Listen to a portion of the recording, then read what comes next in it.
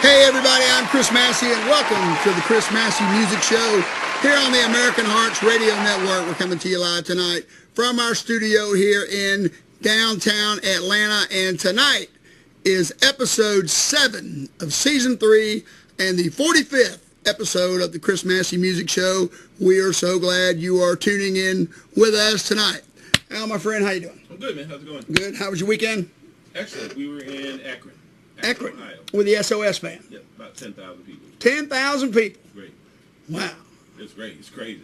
I bet it was. Yeah. I bet it was. Well, I had a very busy weekend. I played at the Moonshadow Friday night with a band from Tampa called the Soul Circus Cowboys. A country band from down there that's got an album out that's doing some pretty good things. And then Saturday we played at Southern Comfort on the south side of Atlanta, Moreland Avenue, and wow, okay. 9 to 2, 5 sets. Oh, that's old school, man. 5 sets. That's old school. Let me tell you what, the last set we had to dig so far into the deep bag of tricks we put a hole in the bag. I mean, it was we were scraping the bottom of the barrel, but we got through it and it was all good. All right, so let's see what we got going on here. Last Friday, Donald Trump announced that Mike Pence, the governor from Indiana, would be his running mate in this upcoming election. Now, this is really good news for Mike Pence because in the polls in Indiana, he was losing. So he's going to get out of that race and jump into the presidential race. Now, this is a very interesting pick for several reasons. In 2008, John McCain picked Sarah Palin, and we all know what happened there. But, you know, John was trying to get some of the women vote with that pick. And then in 2012, Mitt Romney picked Paul Ryan in an attempt to get some of the young people to vote Republican. Two demographics they consistently get beat in. But Donald Trump has picked Mike Pence because he needs to get the establishment vote. And he certainly will get some support from some evangelicals, some Ted Cruz people that were on the fence will certainly come his way. But I think Donald is going to lose some independent votes with this pick, and I'm going to tell you why. Let's take a look at Mr. Mike Pence. Mike Pence is against gay marriage, okay, 100%. He is also for the Religious Freedom Act, which allows businesses to discriminate against gay people, all right? He is also for gay conversion. Now, if you don't know what gay conversion is, that is where they can take a gay person, give them a little therapy, and then the folks at the church form a circle around them, and they pray the homosexuality right out of them. Are you aware of that, Al, that they can do that? That's a new one on me. Then there was a vote in Congress to give federal funding to HIV and AIDS patients, and Mr. Pence voted against it, stating that he would be for the bill if the government would launch a campaign to discourage same-sex relationships because it is a sin against God. He is also pro-life, period. Now, Mr. Pence, let me tell you something. If Hillary Clinton picks Elizabeth Warren as her running mate, you best not show up for the vice presidential debate. You might as well just call in sick because you are going to get massacred. I mean, massacred. I mean, come on. The majority of people in America are for gay marriage. The majority of people in America are against the Religious Freedom Act. And the majority of Americans don't believe that you can put a gay person in a circle and pray the homosexuality out of them because the majority of American people aren't idiots. For crying out loud, what is it about sex that makes these Republicans and these conservatives so damn crazy? I just can't figure it out. Did you know that on the Republican platform, not only are they trying to appeal gay marriage, they are trying to make it where watching pornography on the web is a crime?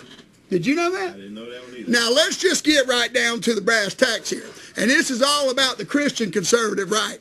Those people don't care if guys like you and me ever watch porn, okay? The problem is that in a recent poll, they found that 70% of all church-going men are watching pornography, which is at the same rate that secular men are watching pornography. So going to church is doing no good. as far as watching porn is concerned. Now, the question I have is this. If you can put a gay person in a circle and pray the homosexuality right out of them, why can't you just gather up all the guys watching porn and pray the porn right out of them? Now, doesn't that make sense? Good question. Certainly makes sense to me. In another note, in a recent poll, the 30% that said they weren't watching porn, in another poll, they found that 80% of the 30% were lying. All right, we got a great show tonight. I got Dave, Will, and Jimmy McGowan from the Blacktop Rockets and an episode of the Hippy Dippy Classic Album Review with Leon Smoker and Rachel Jordon. It's going to be a good one tonight. Stick around. Hey, I'm Leon Smoker. And I'm Rachel Jordon. And I'm Moses Moe from Mother's Finest. And you're watching the Chris Massey Music Show. Hey man, you remember that time when you guys opened for Aerosmith? I do. Man, that was awesome.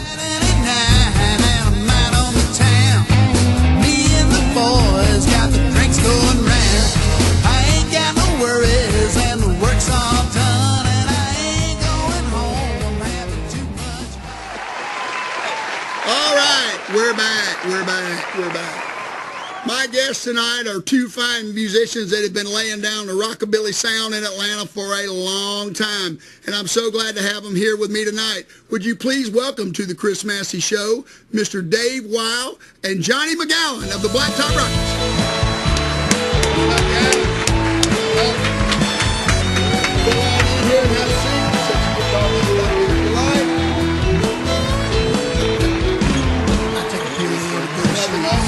Again, let me apologize on here for the of the Stray Cats. Probably when you say to the Fairweather music fan, if you told them to mention a rockabilly band, that's who they're going to say, you know. But for the most part, it is kind of an underground scene, is it not? I would say, yeah. It's had revivals and dips and so Right. on. You know, Stray Cats were one of them, and you know, we were another. So. Right. Okay.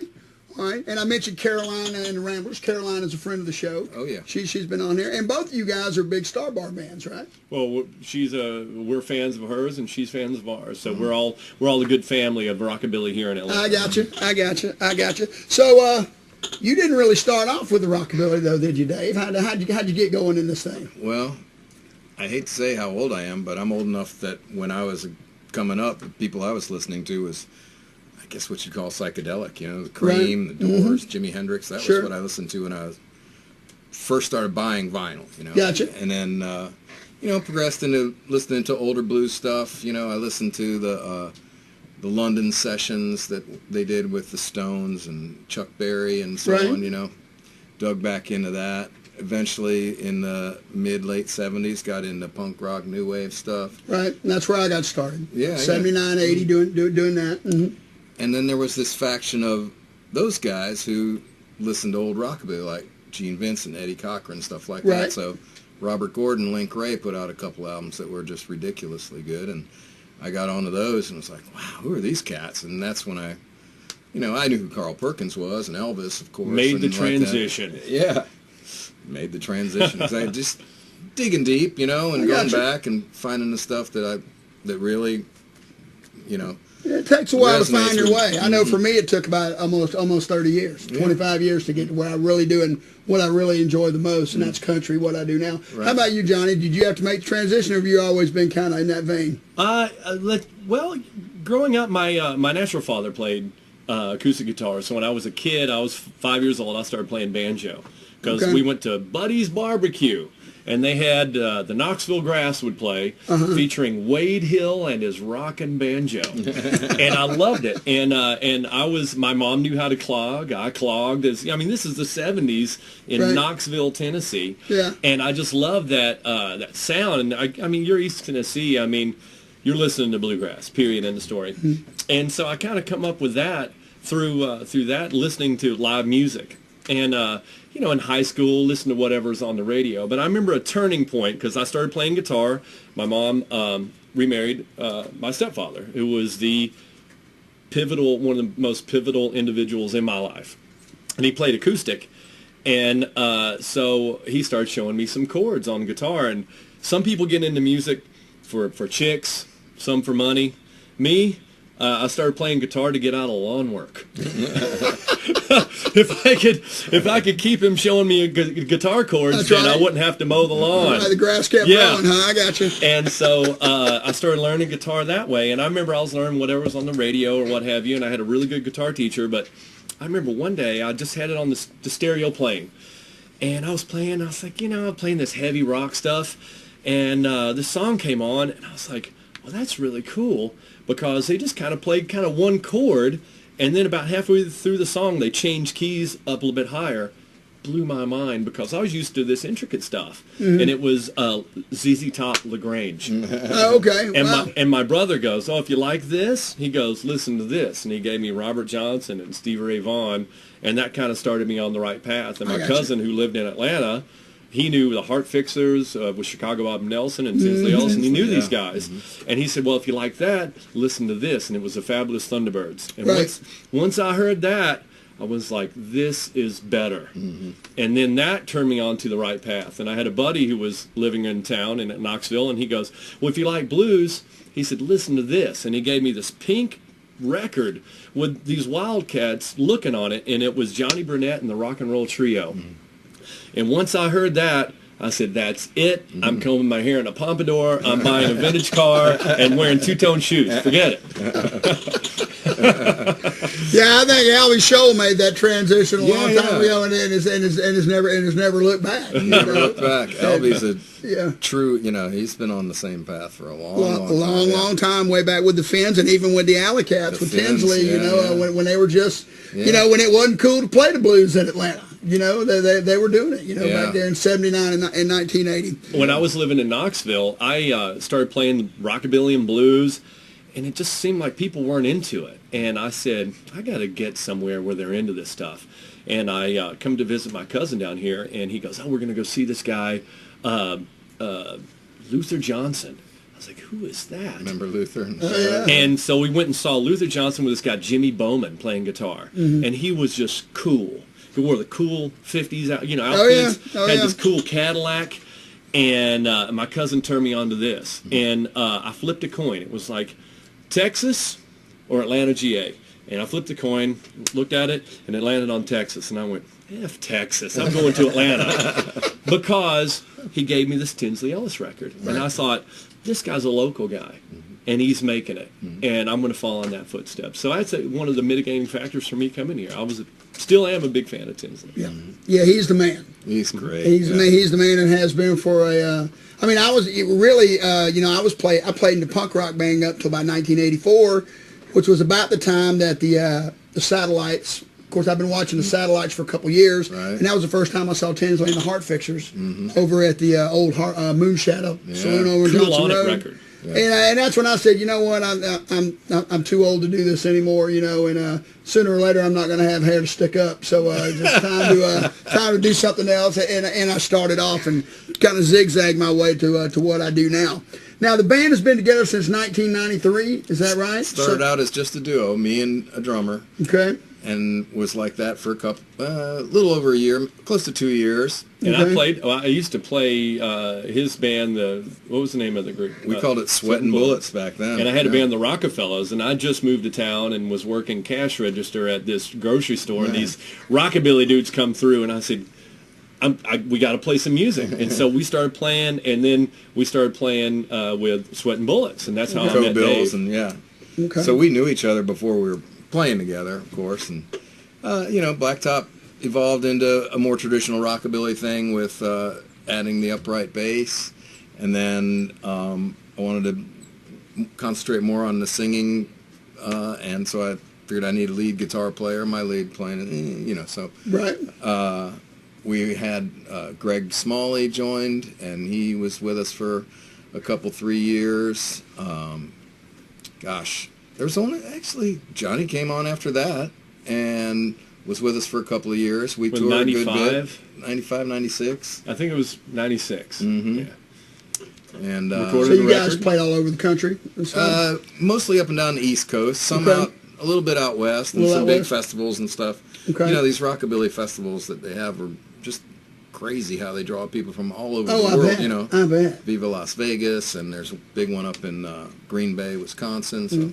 And I guess that's one thing good about being playing in a rockabilly band is you're in a little smaller pool of musicians, and say if you were like in a straight rock band or something like that, there's probably a lot more opportunities. Well, there's an understanding, like this is what we're doing. Mm-hmm. And so I'm not saying there's narrow pathways, when you're just in a quote rock band. Well, what is that? It's so broad. Correct. When you're saying rockabilly, it's, even though it's a bygone genre, there's still a lot of fans for it. Yeah. Because it's got a good toe tapping beat, and it's got fun stories, and you can get out and just have a good fun with it. It's rock and roll. Yeah, any song I imagine you guys play could not be mistaken for anything else. Actually, no. I mean, I think we some stuff we play is real Sun Records-ish, 50s, but a lot of the stuff we've been doing lately, Johnny and I have been writing a lot lately, and while I wouldn't say it's far from rockabilly, it's a little more songwriter-oriented, a little more storytelling, not just, cars and girls and I got you. like that. Because like I There's play, nothing wrong with that. Nothing. Nothing wrong I with play girls and girls. country, but we get away with doing CCR and Yeah. some Elvis and stuff Yeah. like that. That's in the same neighborhood, but it's not really what we do. Like you said earlier, same neighborhood, different street. Different street, Yeah. exactly. So when can we see you guys next? Where y'all gonna be playing? Next. Well, we're playing the 3rd anniversary party of Three Taverns Brewery, which is in Decatur. Okay. Great local craft brewery. Mm-hmm. We're playing their anniversary party this coming Saturday. Wow. Yeah. Okay, this Saturday night. Mm-hmm. Saturday, actually, afternoon. We're playing at like 5:30 that And that's day. at the Three Taverns. Three Taverns. Craft Brewery, Three Decatur. Taverns Craft Brewery. Mhm. Okay. All right. After that, we've got we're playing Summer Shade Festival, Grant In Park. August? Yeah. Mhm. Okay. Yeah. We've got a thing called the Rockabilly Rumble going on up in Cartersville in August too. I believe that's the 13th. Wow, so you guys stay in business. How many shows you guys do a year about? Well, up until this year, pretty light. But now that we have this new record out, we've been hitting it a lot harder. We will probably play. I hope we'll get to 100 in this. Between say a month ago to 12 months out. Yeah, we just recorded a brand new record. It's the first one in a long time. Okay. And How many records y'all have out? this will be the third. Third full length. And third full length, and this new one is, I think it's the closest. We collaborated more on this one, and it's called Go. Blacktop Rockets Go, and Available on iTunes. Yes. iTunes, Okay. through all the digital media outlets, I as got well you. as live I performance. got you. That's right. That's right. That's right. And so I think Dave is. We're starting to get out there, and we're going to promote this record and let people know that the Blacktop Rockets we're here and we're here to stay, and there's going to be more records to come. So this is the Excellent. first of many. Excellent. Okay. So you guys going to do a tune for me? Yeah, sure. Okay. Yeah, let's We're do going to take a little break, and we'll be back with the Blacktop Rockets.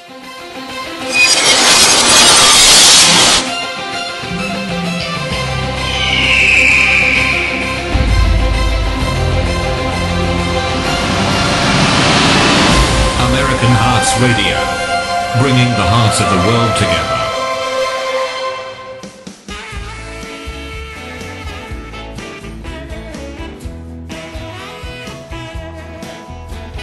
Serving Atlanta since 1998, Massey Gutters understands the challenges specific to our area. Massey Gutters is familiar with all aspects of gutters and roofing. We use only the highest quality materials. With our fully trained and professional staff, you are guaranteed to get quality service and work. References available upon request. Call us today for a free estimate. 404-314-6800. Again, that's 404-314-6800. Call Massey Gutters today. 404-314-6800. Hey, welcome back. I guess it's time to play some rock and roll. What do you think, Dave? Let's do it. Here's the title track not the title track, here's the number 1 track on the record, Go. 1, 2, 1.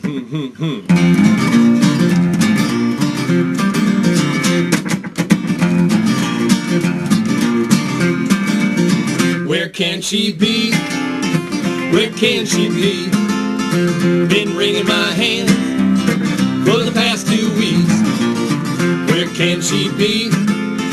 Where can she be? Well, I love her, does she love me? Where can she be? I call her name, I call It's not the same. I call her name. I call her name. She had to leave and I explain. I call her name. Blue, blue, blue, I'm so blue. Blue, blue, blue, oh, blue, blue. I'm so blue, what can I do? I want her home, I want her home. What's inside that made her own? I want her home, I want her home. How long must I be alone? I want her home.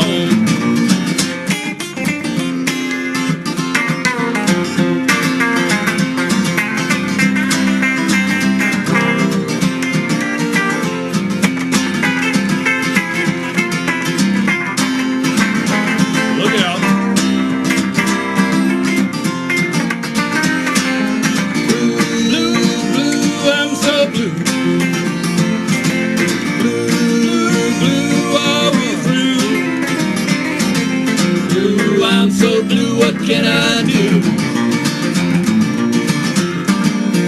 Where can she be? Where can she be? Been wringing my hands for the past 2 weeks. Where can she be? Where can she be? Oh, I love her, does she love me? Where can she be?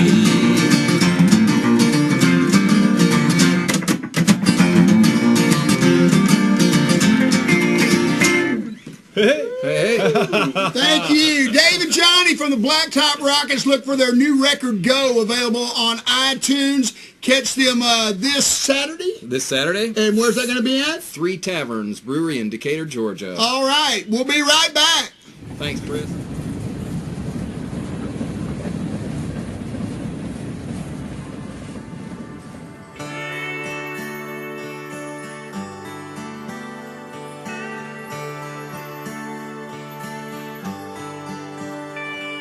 It's a Friday night in Tuckerville, little town that I grew up in. And I pull into the parking lot to a place 1,000 times I've been. And the stage that I play on, well, you can see it's kind of small. Each face out in the crowd, when don't you know, I know them all. The lights shine on me, aren't as bright as I hope they'd be. By now I thought I'd be somewhere I may never be. And I know it's hard to think that somehow I can still believe.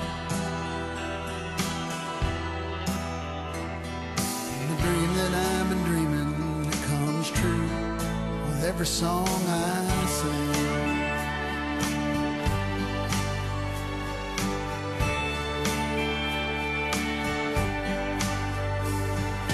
I've had people tell me the songs I write are good. We'll take you to Nashville, get you signed up. Yeah, they said they would.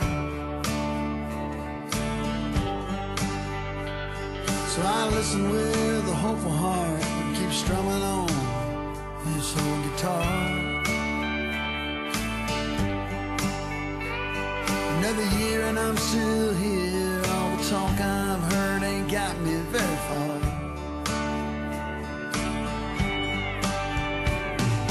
Lights shine on me, aren't as bright as I hope they'd be. By now I thought I'd be somewhere I may never be. And I know it's hard to think that somehow I can still believe. The dream that I've been dreaming, it comes true with every song I sing.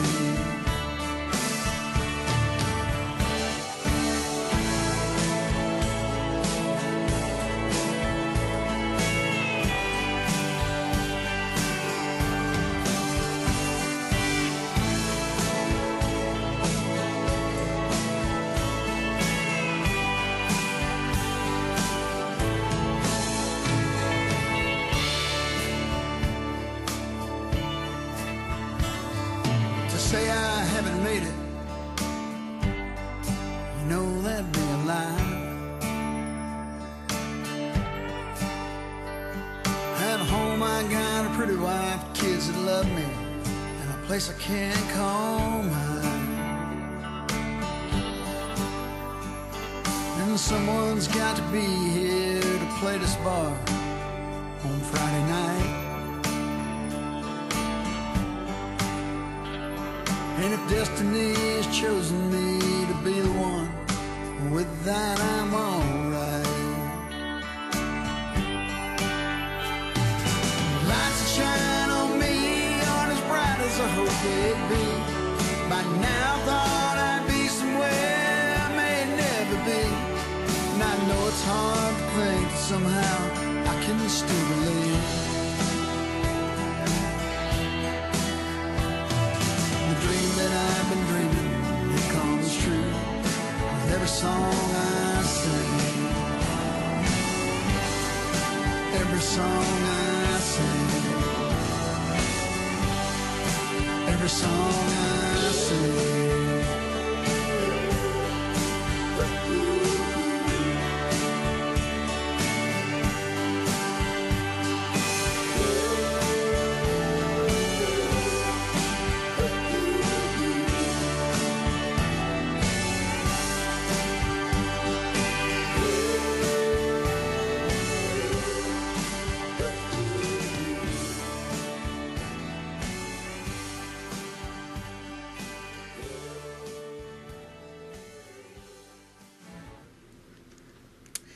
Hi, I'm Rachel Jordon, and welcome to the Hippy Dippy Classic Album Review. I'm joined by acclaimed rock critic Leon Smoker. Leon, how are you doing tonight? Man, I'm doing good, and look, Rachel, man, I really appreciate you coming back and doing one more show. You know, man, I know you got mad at me and didn't work here for a while, but I appreciate you coming back and doing one more, man. Yeah, well, you know, I'm moving to Minneapolis in August, so I figure why not? Let's make it one last good one. Let's make it a good one. All right, go ahead. I'm ready. So tonight we are reviewing the career of rock and roll Hall of Famer Van Morrison. In the 1960s and 70s, he had a string of hits including Brown Eyed Girl, Domino, Moon Dance, and Wild Nights. He also wrote the rock classic Gloria at the age of 18.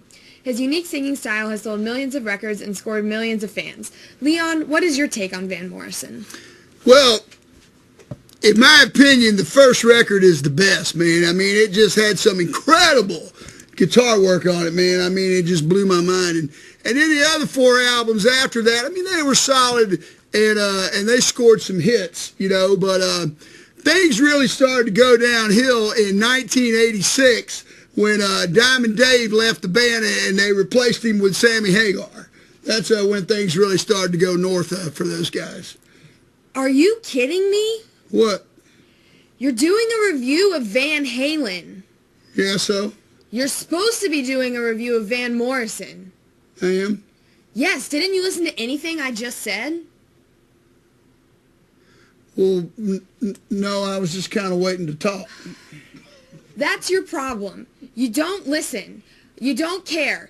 In fact, all you care about is smoking weed. This is exactly why I quit the show. You're a moron and you're hopeless. Can I finish the Van Halen review now? No! Gosh, I'm so sick of this. You're so stupid. God! All the time. Stop, man! Ugh! This is exactly why I quit. You know what? Goodbye and good riddance. Join us next time on the Hippy Dippy Classic Album Review, where we will be trying to find a replacement for Rachel Jordon. Until then, see you next time.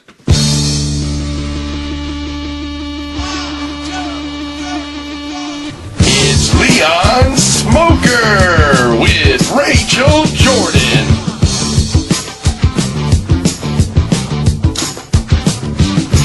I just want to celebrate another day of living. I just want to celebrate another day of life. I can't believe the networks make me go to this Kiss concert with you. Well, you know, man, sometimes I get lost. You know, I have a hard time getting found. Where'd you even find this car? You know that dude that does the Batman show at 11 a.m. on Saturdays? Oh yeah, so he let you borrow it? Well, sorta.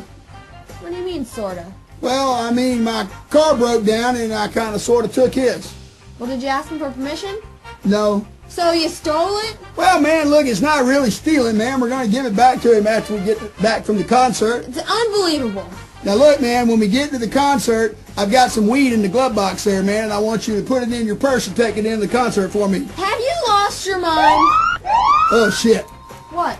Oh, man, it's the cops, man. Quick, get that weed out, man, and shove it down your pants. I'm not shoving weed down my pants. Oh, shit, here he comes. Play it cool, play it cool. Hello, sir. Hello, officer. Listen, man, if you pull us over because you think we've got marijuana in this car, we don't have any in here.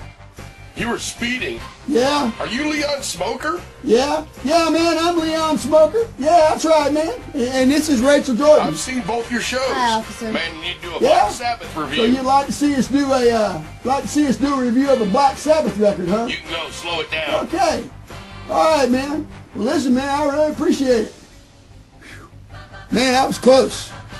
You're an idiot. Officers require assistance.